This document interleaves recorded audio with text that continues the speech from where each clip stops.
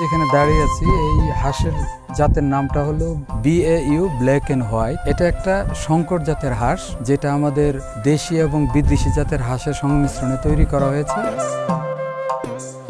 এবং এর উদ্দেশ্যটা ছিল আমাদের বাংলাদেশে বর্তমান প্রেক্ষাপটে ম্যাক্সিমাম হাঁসের জাতগুলো হলো বিদেশ থেকে আমদানি করা এবং শুধুমাত্র ডিম উৎপাদনের জন্য, মাংস উৎপাদনের জন্য নয়। মাংস উৎপাদন এবং ডিম উৎপাদন খামারি পর্যায়ে যদি বাড়াতে চাই, এই উদ্দেশ্যকে সামনে রেখে আমরা একটা সংকর জাতের হাঁসের গবেষণা শুরু করি 8 বছর আগে। তারই ধারাবাহিকতায় আমরা একটা সংকর জাতের হাঁসের কম্বিনেশন খুবই ভালো পেয়েছি এবং সেটাকেই বর্তমানে আমাদের কাছে আছে 6ষ্ঠ জেনারেশনের হাঁস। তার উৎপাদন, পুনরুৎপাদন, মাংসের গুণগত মান, মাংস উৎপাদন দক্ষতা সবই আমাদের পরীক্ষিত এবং আমাদের এই গবেষণা টিম ইতিমধ্যে এই গবেষণাগুলি সম্পন্ন করেছে এবং তার 12 সপ্তাহে গড় ওজন হলো মেল ফিমেল মিলে 2 কেজির মতো হয়। এর মর্টালিটিও খুবই কম এবং আমাদের 3%-এর নিচে এবং উষ্ণ আর্দ্র আবহাওয়ায় এটা খুবই উপযোগী। আমাদের এই গবেষণা টিম 6ষ্ঠ জেনারেশন পর্যন্ত কাজ করে মোটামুটি এখন এটা বাজারজাতকরণের উপযুক্ত হয়ে গেছে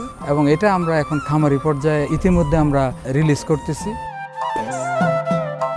LDTPর একটা বড় উদ্দেশ্য ছিল যে প্রান্তিক খামারিদের প্রাণীজ প্রোটিনের প্রাপ্যতা বৃদ্ধি করা, উৎপাদন বৃদ্ধি করা এবং খামারি পর্যায়ে আয় বৃদ্ধি করা। এই কাজটার সাথেই সম্পর্ক রেখেই আমরা বর্তমানে তার ট্রায়ালও আমরা দিচ্ছি খামারি পর্যায়ে যে ইয়েস, আমাদের এখানে যে উৎপাদন দক্ষতা, এই উৎপাদন দক্ষতার সাথে মাঠ পর্যায়ে তার উৎপাদন দক্ষতা কি অবস্থা সেটা আমাদের এখন চলছে এবং আমরা প্রাথমিক পর্যায়ে যে উপাত্তটুকু পেয়েছি যে সেক্ষেত্রেও আপনার উৎপাদন দক্ষতা খামারি পর্যায়ে অনেক ভালো অন্যান্য হাঁসের জাতের তুলনায়। আমরা আশা করি যে এই হাঁস লালন পালন করার ফলে কৃষক ডিমের উৎপাদন, যেটা আমি বলতেছি যে 220 থেকে 230টা, সেটা পাবে এবং মাংস প্রতি হাঁসে 500 গ্রামের মতো গড় ওজন বেড়ে যাবে এবং প্রাণীজ প্রোটিনের প্রাপ্যতাটাও বাড়বে।